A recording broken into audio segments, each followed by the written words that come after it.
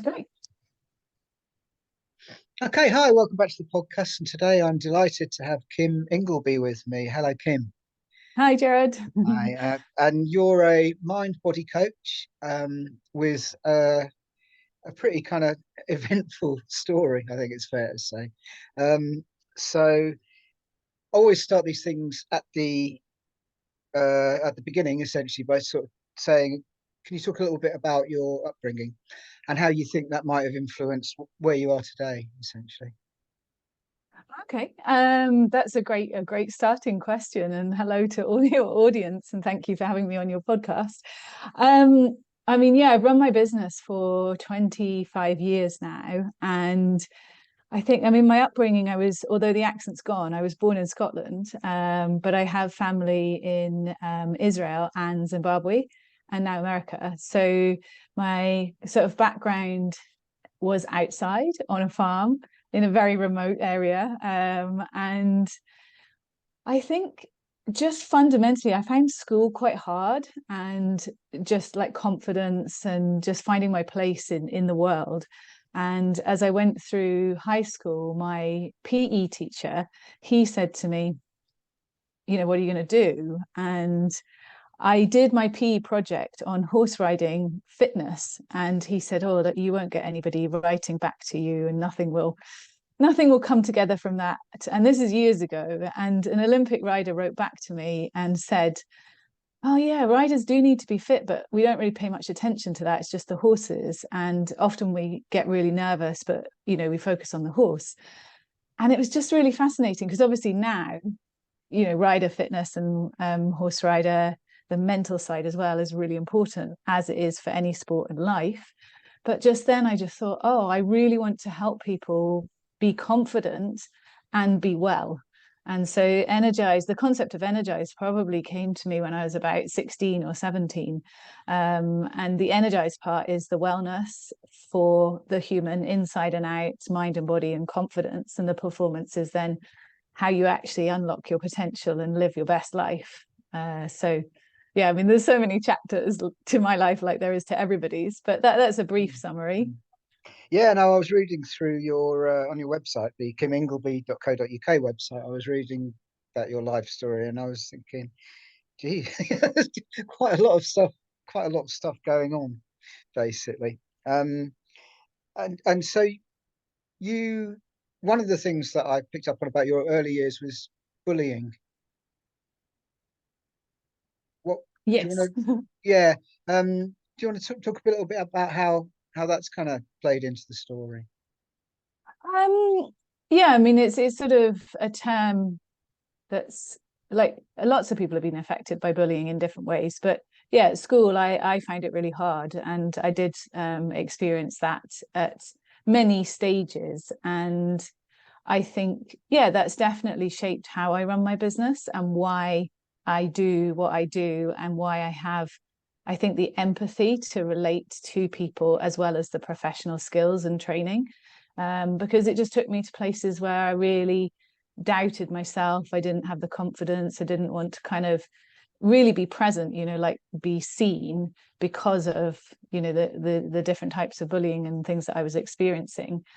So yeah, when I'm helping people now in terms of whether it's how they feel about themselves and their internal dialogue, or external experiences in any walk of life, it just means that I have personal experience for the empathy and understanding, combined with the professional tools, and also this great desire. Like anybody I see, I'm just like, I see your potential, and I really want to help you have a quieter, calmer, happier mind, and a sort of place to go that feels authentic to you, if that makes sense.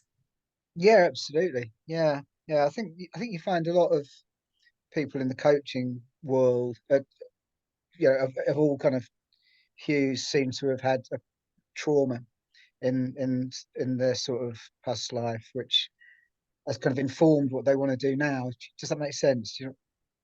Yeah, in life, everyone's had all sorts of experiences and traumas, in a sense that it depends how you understand that word. But yeah, definitely. And I started the business from a base of more sports performance and the physical side. So doing advanced personal training, GP referrals, sports therapy, sports massage, traveling with teams.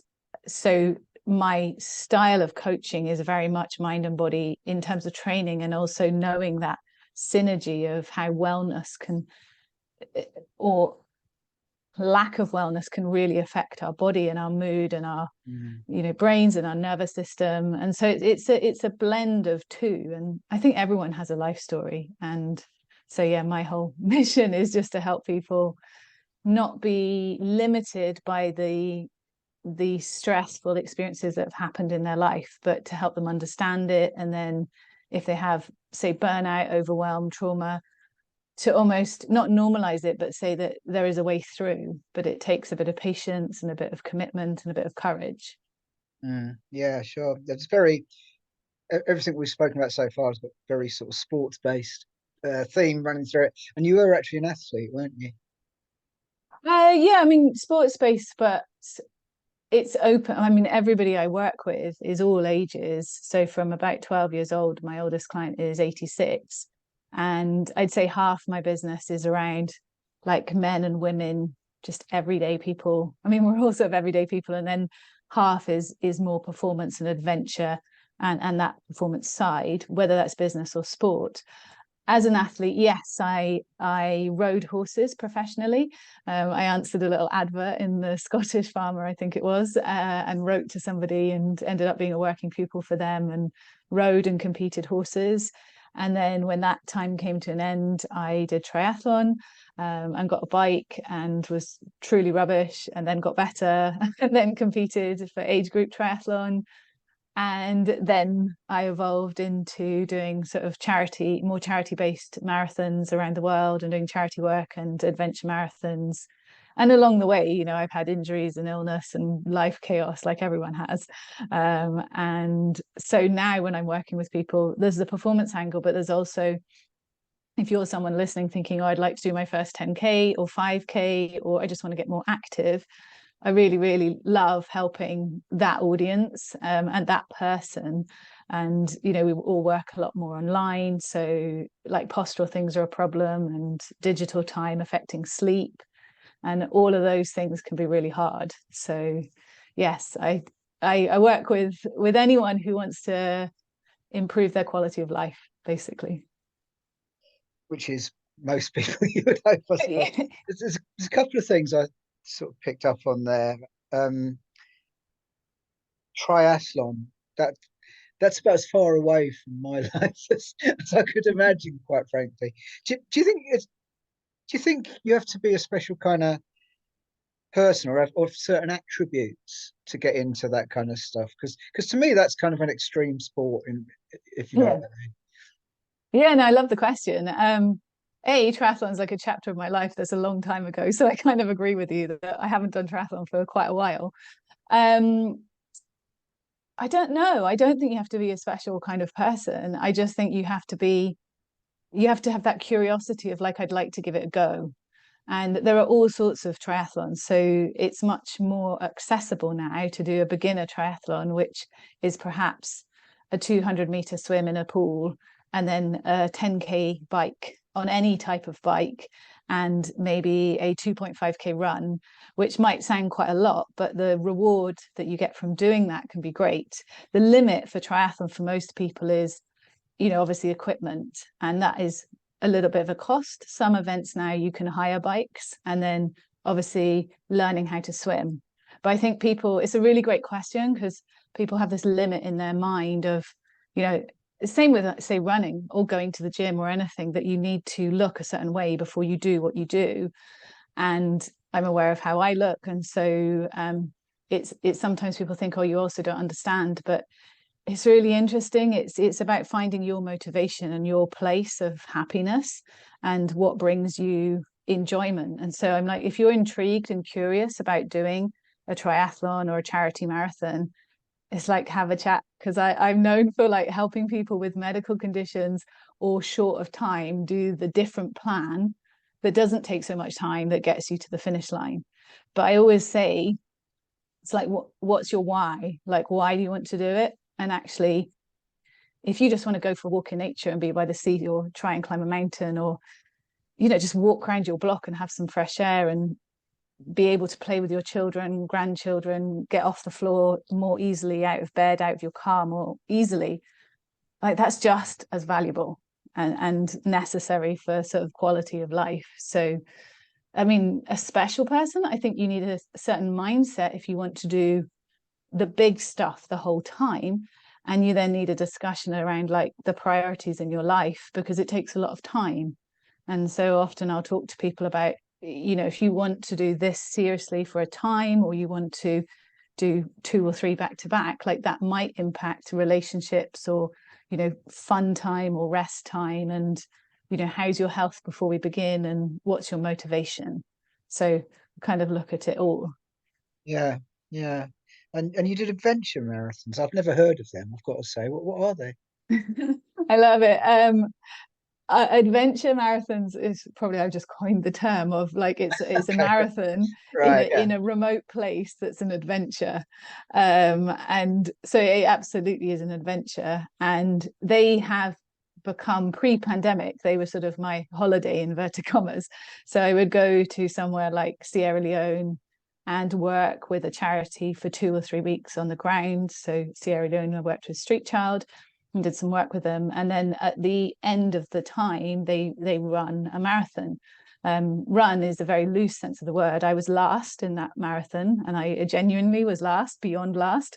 And I walked it all because I got too hot, and it's a miracle I got round it. I mean, it took me 7 hours or something, genuinely. So that shows like anyone can do it. But it was an adventure. I stayed with a family in a hammock with no electricity. We had rice and beans, and the marathon was just through Sierra Leone countryside, and most of the time I was on my own or with one other person, just experiencing that. And so that I have a real value to kind of give back and hopefully inspire. It's quite a strong word, but inspire people that maybe they could do something by, if I can do that, then they could do something. And it doesn't need to be big. It's just like they could do something. But all of that was before the pandemic. Obviously, everything's a bit different as Yeah, we're sure. unfolding now. Yeah. When I was at school, we were forced to do cross country running, and I inevitably came either last or thereabouts. So I'm quite interested with you saying it took you 7 hours in Sierra Leone to walk, etc. I'm quite interested in whether you felt how I used to feel, which was I really, really don't like this. Do you ever feel like giving up in that situation? Is what I'm trying to say. Uh, So there's 2 points that why I'm hesitating is there's 2 points to what you said. One, my first point is I hated running when I was at school. I Oh, really? absolutely hated it. Yes. I Oh, wow. used to go really, really red, and get really hot, get exercise induced asthma. And then it was just one of the factors of people would like tease me for how hot I'd get and how red I was. And then back in the classroom when it was hot. And I really didn't enjoy running at all. I didn't. So running came to me, probably an enjoyment of it came to me maybe like early 30s. So that's maybe useful to know. It's like I wasn't, I didn't really run. It wasn't kind of the thing that I loved. Yeah. And the second, do I think of giving up?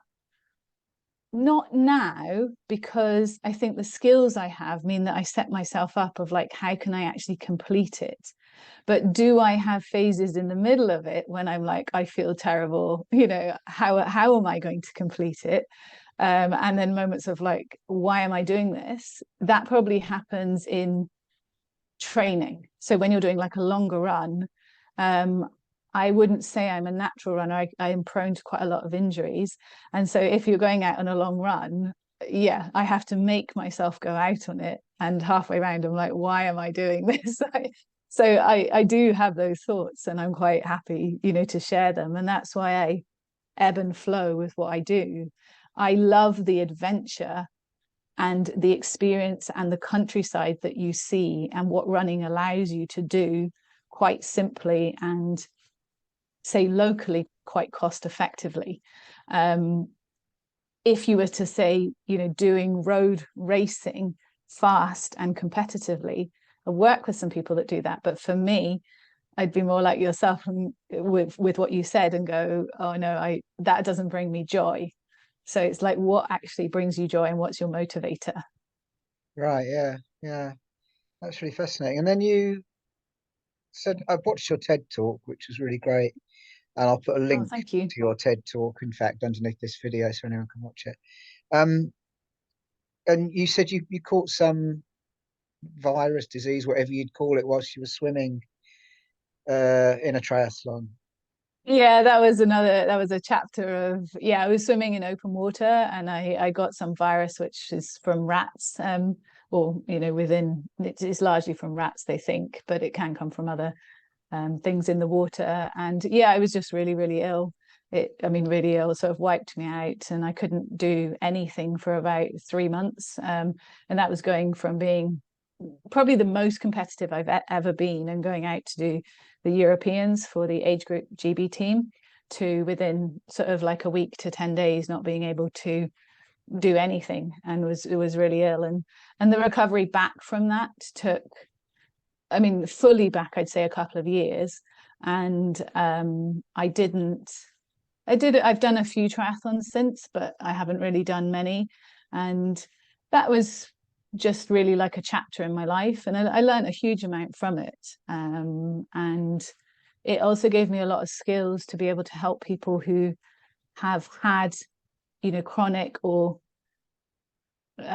sort of impactful medical things that have really affected them, and then how can they like realign how they feel in themselves. So not necessarily just for sport but just life, like if they've been affected by something medically, not from the medical angle, but how can I help them just with the wellness and the mental angle of navigating through that period when you can't do what makes you you, and when you come out of it, what do you then want to do? So yeah, it was a learning experience and a challenge for sure. Yeah, it sounded quite life-changing when you talked about it in the TED talk. So, would that be a kind of milestone that's kind of directed you where you are now into the coaching and so on? I think it's been a milestone. I feel that I could do TED Talk too, because there's been some other significant milestones since then. I Mm, think what it also, if I'm thinking about the TEDx talk itself, it gave me another level of skills to be able to talk to a large group of audience, a large people, a bigger audience. Because again, if we say like at school, I avoided all public speaking at all costs. I really, really hated it and was very shy, very self-conscious, couldn't, there's no way I could have done it. So I've done a lot of professional speaking coaching for myself. And that was largely because I wanted to overcome my fear, but also be able to talk and, connect with people more easily. So when the TEDx talk opportunity came up, my first instinct was no, there's no way I can do that. And there's no way I want to do that. And yeah, then I'm not ready. And then I thought, but sometimes opportunities come around and they won't come around again. So you just have to say yes and then work it out. So I said yes and I'll work it out. And I to this day, I still don't, I do know how I did it, but it was a big achievement to be able to do it, and fascinating behind the scenes how to learn to prepare for a TEDx talk. So I had a lot of guidance, and there's a whole sort of process. So I felt very privileged to be involved in that. And then 4 years later, I did some mentoring for a couple of other people who were then speaking. So the experience from being really unwell has then given me other experiences. So I try to keep hold of those things.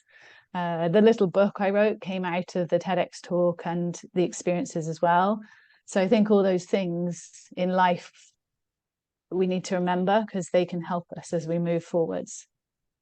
so you were scared about the idea of the TEDx talk. Oh yeah, petrified. I'm quite commonly scared of many things, and I get anxious quite easily about things, and And I'm quite open about that. But at the same time, I've always been someone who's like, if I'm scared of something or I don't think I can do it, I want to see if I can. And not in a sort of maverick pushing myself way, but in a curiosity of, if I could give it a go, and even if it's not very good, if I just could give it a go and learn, that would be better than the fear controlling me. And so a lot of my friends always laugh. They're like, "Oh, why are you doing the thing that you don't really want to do?"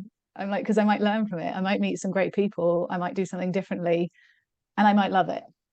So, but yes, I was absolutely petrified, and I used every single skill that I know, and I teach people to, overcome anxiety and stress. I used all of them to be able to do what I did. I used a whole setup process.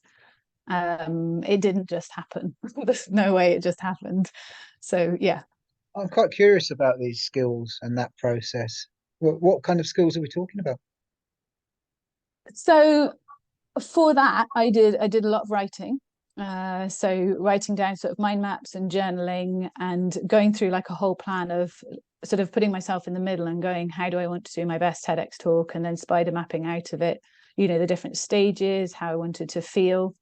Then I did some mental rehearsal. So not just visualization, but I'd like close my eyes and observe myself, walking onto the stage, delivering the talk, and then coming off the stage. But I'd look at how I look like, how I sound, how I feel. And then I'd sort of get into my body and do that, like looking out through my eyes. Then I choose some feelings that I wanted to anchor through the sort of hypnotherapy technique so that I could have like the feeling of calm and confidence and presence. And then I did some reframing. So term of like, if I have fears, what would I do if these things happened? And then I do outcome and motivation. There's a whole load of things, and I don't want to brain dump too many, but those would be the basic ones. And those would be things that I help people with. And often with our brains, we don't give ourselves the time to prepare for things because we don't have time, ironically. And it's quite hard to just do pen and paper and write. And you think, oh, what's the point? I mean, I definitely thought that when I began doing it. But there's evidence, pen and paper writing accesses a different part of your brain. And that, even as a simple technique and process, can just help you to work out how to get somewhere. And then having a solution to your fears with anchors of like how you can be okay is useful. Yes, it's really useful of like, how can I be confident and brave and positive? But if you're in fear, you need that stepping stone of just like, how can I be okay? Because if you're not okay, the positive affirmation doesn't always work because it's too far away. So your like nervous system is like, oh no, but I'm actually panicking. So that's not going to work. But if you can sort of say like, I'm safe, I'm okay. And breath work, that's another thing, like breath work can really make a difference. There's lots. For people who don't know, what do you mean by breath work? Good question. Very simply, it is, are you breathing? I mean, I'm not a specialist in breath work. So if people Google breath work, there's all sorts. Easiest word is like Wim Hof. Most people will know his name, or if you Google him and you'll see breath work. I'm trained in yoga and breath work. If we just think about breathing, it's if you get nervous and anxious, you'll probably be shallow breathing. So sort of very much from your throat and very shallow. So your nervous system is then potentially quite stressed. If you allow yourself to take a deep breath and breathe, I would say like place your hand on your chest and your hand below your tummy button and just take a deep breath. That will naturally calm your state and calm your nerves. And when you're nervous, it's the last thing you'll want to do. So taking just a deep breath and using, say, something called box breathing. So breathing in for 4 seconds, holding for 4 seconds, and breathing out for 4 seconds, and doing the box sort of 4 times can be, very helpful just to get you present and just to reduce stress. And that can be in any environment. It certainly worked because you don't seem even vaguely nervous on your TED talk. I didn't think, and I had no idea. I had no idea that you would have experienced any of that beforehand. Really, not from watching it. So Yes, just wanted to say that, I guess. So, was it when you, forgive me, it was a while back when I watched your TED Talks. I'm not sure if my memory's right here, but was it when you had the illness after the triathlon? Was that when you got into coaching? Was that moving from being an athlete to being a coach? No, I was coaching before, full time, running energized. Yeah, I was coaching maybe more a blend of more emphasis on all the physical training and the for all levels of GP referrals as well as sport, and doing a lot of sports massage and postural work and heart rehab, final heart rehab, and all of those things. And I was doing, yeah, I was qualified in coaching at that point. I think after that phase of not being well and some other life things, the more sort of life business coaching and the hypnotherapy, the trauma therapy, all of that came in when I couldn't do as much physical stuff. And now there's like a blend of both. And what's nice is because I can fuse it all together and then personalize it for what that person needs. So some people use a lot more of, say, the performance side, and then others use a lot more of, overcoming and healing and becoming well just for their everyday today life. Mm-hmm. You you coach quite a lot of athletes and stuff like that, sports people, perhaps. Is that a fair comment? Yeah, I'd say like 30% of my business is probably high performance and sports and athletes. Are But those there's people different? I I have like I very like little experience of sport people, really. My background is the music business, which yeah, on a physical health level is probably about the other end of the spectrum, truthfully. So, yeah, um, so what I'm kind of wondering, it's a bit of an alien world to me. I love watching sport, but I do that yeah. local, of course. So, are sports people different? Have they got kind of stuff in common with each other that they haven't got in common with uh, people who sit on sofas all the time? I'm smiling because so I have sports people. I also do work with in media and TV people, Right. and then I work with mums and dads and like everyday people, and I work with charities as well. And so it's across the board. And when you say sports people different, why I was smiling was when I started working with them and say CEOs of businesses, I was nervous and intimidated and felt like, what, how could I help them? And the more work I do with people is that fundamentally we all have similarities. We all have similar fears. And so the similarities with everyone I coach is, am I good enough? How can, I don't feel good enough. How can I be more confident? How can I be more relaxed and calm? How can I achieve what I want to achieve in life, whatever that is? And behind the music, the TV, the sport is just a human, like an amazing human, but the same as you or someone listening or me. And I think the main difference, if there's a difference, is that's their purpose, passion, fulfillment. And so that's where the commitment and their dedication is. And then somebody else's priority, purpose, fulfillment might be something else. And some of the people I work with, they have families and busy lives, and some don't. I'd say they have more of a personality type, and this is a huge generalization, but then they might become prone to burnout because there's less of an ability to rest. And as you said, like be on the sofa and just rest and recharge. And there's a huge benefit to, recharging and allowing yourself to pause. And then if you're someone who doesn't move, there's a huge benefit to movement. And so it's helping someone be okay with whichever end they're not really doing much in. Mm. So yeah, we all have different motivators. So although people have similar human qualities, we all have different reasons for doing what we do. So I could introduce you to, say, two athletes that do the same thing, but they would be very, very different behind the scenes, in their life and their thoughts.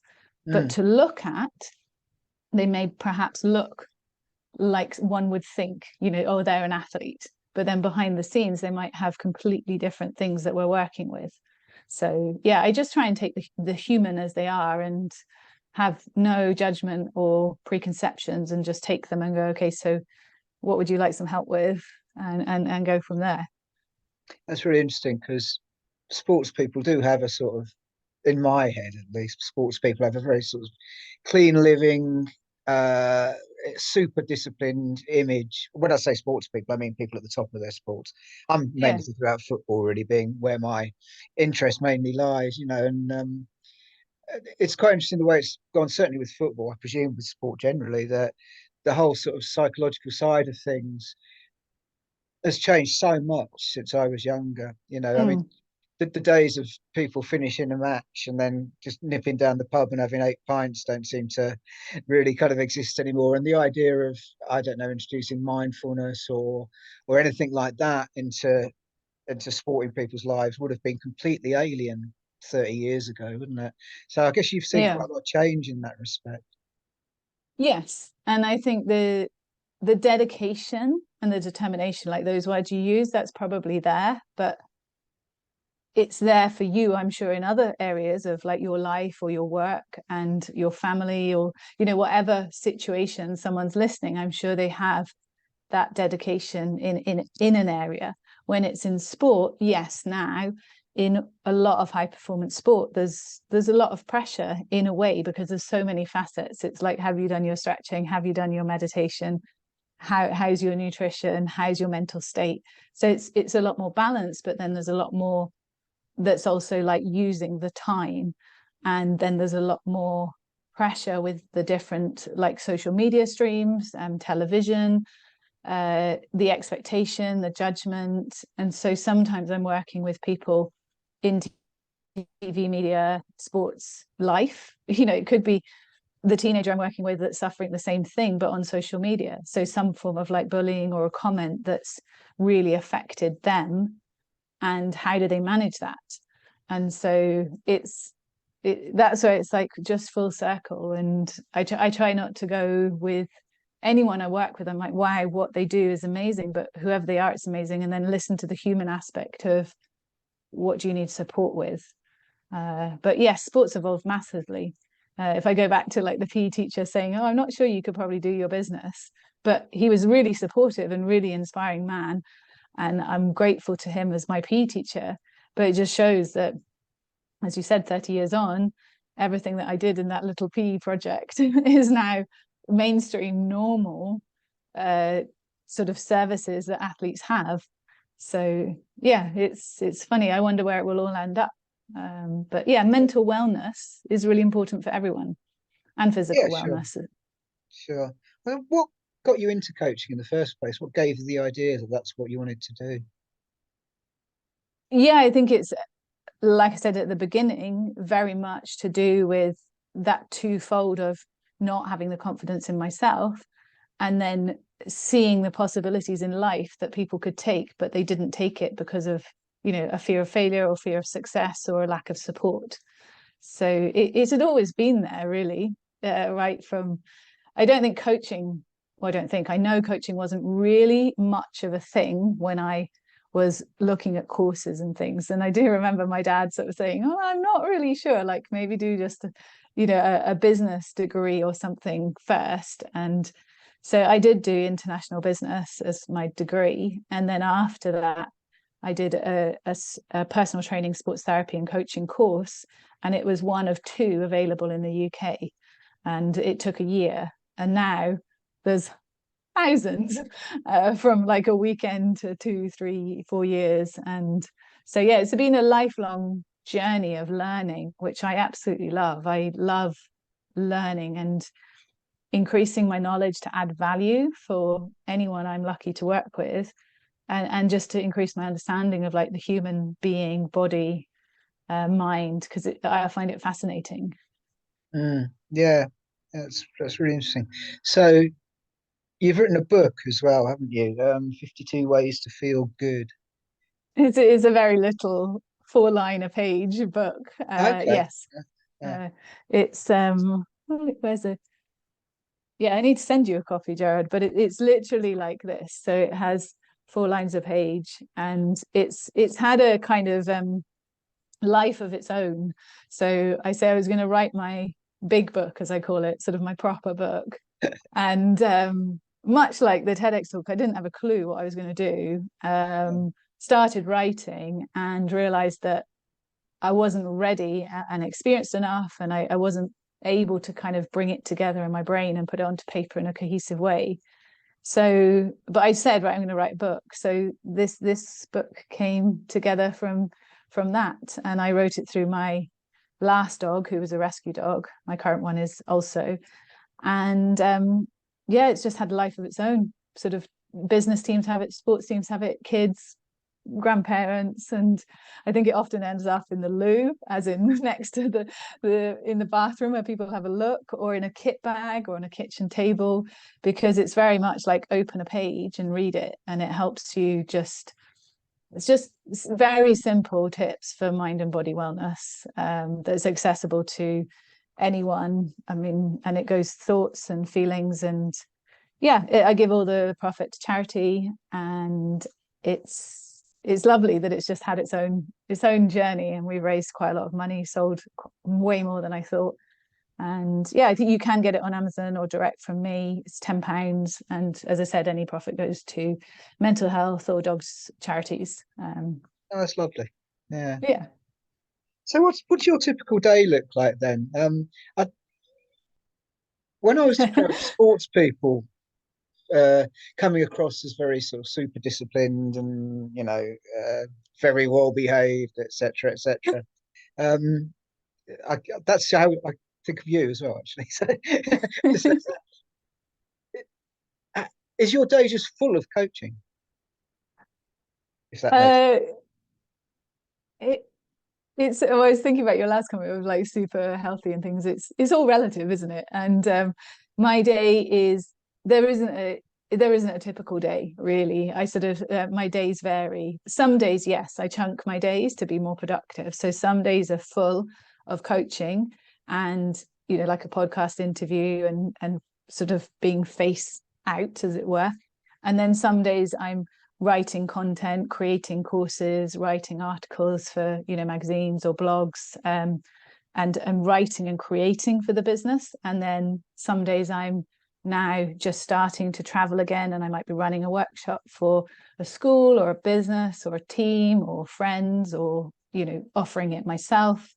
And then occasionally I'm flying off and doing the same thing. And some days is admin and accounts, and so because I'm running my own business, and like that so kindly you're helping with my website, that when you're an entrepreneur and a small business owner, that it's all of those facets that happen. A typical days, you'll always find me walking my dog in nature. That's a non-negotiable. We'll be wandering around somewhere at some point outside in nature, and then yeah, the rest of it is a blend of whatever is in the diary. Yeah, that's really. You sound incredibly busy from everything you just said. Yeah, I think it's busier than some people realize when you do your own business. And I think the more I do my own business and as an entrepreneur, and through the last few years, it was challenging to navigate the pandemic, and it's been challenging to navigate out of it. And then, health things in between and everything else. So I think running your own business also gives you insights into life, really. And then, so I do help quite a few entrepreneurs. I also help people in business, because that has a different level of stress and things. But yes, I'm busy. I try to take that word and go, I'm productive now. So I'm productive and I'm focused and I'm flowing. And then I'm actually switching off and like recharging, and so walking my dog. And as an example, like with that, I'll try and put my phone on airplane mode, and I'll walk him, even if it's just for like half an hour, where I actually have that downtime. Or else you're always switched on, and there's access to all of us in so many different streams. And if I'm coaching, it's a lot of conversation and a lot of complex things to support people with, because I have the trauma training and other things, that it can be, a lot to manage. So I've really learned myself that those boundaries for myself mean then my quality of coaching is good if I switch off things for periods of time and just have quiet. And that's been a lesson as well, in learning of how do I need to manage things to be my best and not sort of burn out and not have poor sleep. And so I'll help people with that as well. And some people have really busy lives, but busy home environments and lots of children and or animals. And, it's stressful, or lots of travel and, different time zones. And so it's really helping the individual go, okay, so what can you influence in your life? Even if it's tiny, it's like tiny habit changes. So often we think, oh, I'll wait and then change everything. And that's really difficult to do. Whereas simple habit changes like airplane mode for half an hour, I literally turn my phone off, it doesn't come into my bedroom. Those are a couple of my non-negotiables, as I say. And those habits I know make a difference to my sleep. And for me, if I've slept well, then I can offer a good service and I can feel okay. And so it's sort of asking someone else, like, what's the thing that helps you and doesn't help you? Right, yeah. You talked about, or we've talked about coaching athletes and all that sort of physical side, and the also the way that the mental side has been brought a lot into the physical side. What about the other way around, when it's like some sort of businessman who doesn't get any exercise, etc.? Do you bring the physical side into that? Yeah, absolutely. My coaching with anybody, male, female, however they identify, is the initial conversation is how is your like mental and physical wellness? How do you feel? Like, how's your lifestyle? And I sort of have a wheel of like, how's your sleep? How's your digital time? How's your stress levels? How busy is your life? Like, what's in your life? So we look at like all the areas, and I might get them to sort of score it out of 10 in each area, and go, which one do you feel is most important? And then, have you got health concerns? Have you got dreams and ideas that you want to do, but you don't have the time? Are you good at starting something, doing something, completing something?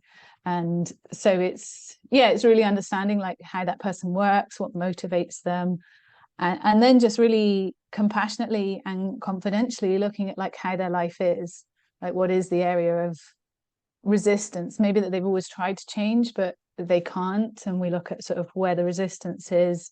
And that's where we're using like the physical and the mental skills and the language change and the habit change. And my biggest thing with most people is that there's lack of patience for all of us. It's like I want that to happen now, and then they're a bit hard on themselves because they haven't achieved it. And I'm like, oh, you have done this much, and I promise you, like, keep going, you'll get here. But if you think of here, you're probably stuck because you're only there. So sort of patience and consistency with flexibility is really important, but sometimes it's hard to do it without some impartial support and accountability because life just takes over. So yeah. Do you feel that attitudes to coaching, to having coaching, have changed over the years? Because it does seem to be a lot bigger now. Yeah, it's interesting. I saw a couple of threads on, I can't remember which platform, but on some platforms, and saying, do you think coaching is a waste of money? And do you think coaches are mavericks? And I was really curious because the industry has really expanded, but it's sort of regulated in lots of different areas, but not in one hub. And so I think a lot more people are accepting and benefiting from it. And I always have a coach, one or two. I feel that's one of my business values, is that I want to be in the coached position if I'm coaching. I want to feel how it feels. And also I value that because that's what I offer. So it's important. I think life is very busy for everybody. So if you are in a position where you can have some support, it can be really useful.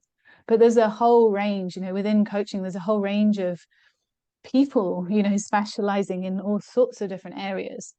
And so I will always say when I'm coaching with someone, it's finding the right fit and the right style, like together, and that you've got a fit and a connection and an empathy together, and it's you, and also you're ready.